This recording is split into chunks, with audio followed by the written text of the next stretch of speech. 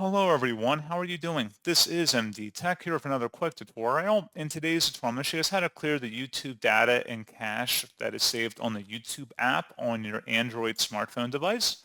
So whether it's a Samsung Galaxy, a Google Pixel, or a different Android-based system altogether, in today's tutorial I have you covered.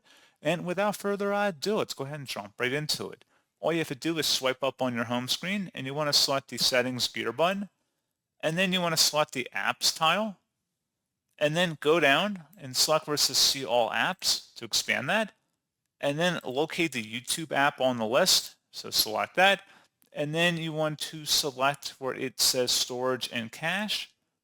If you want to just clear the cache, select clear cache. If you want to delete all the data that's being saved on the YouTube app, you can select clear storage instead, which will delete all files and settings from this device, and you can select delete in order to save that, and that should be pretty much it. So, as always, thank you guys for watching this brief tutorial. I do hope that I was able to help you out, and I do look forward to catching you all in the next tutorial. Goodbye.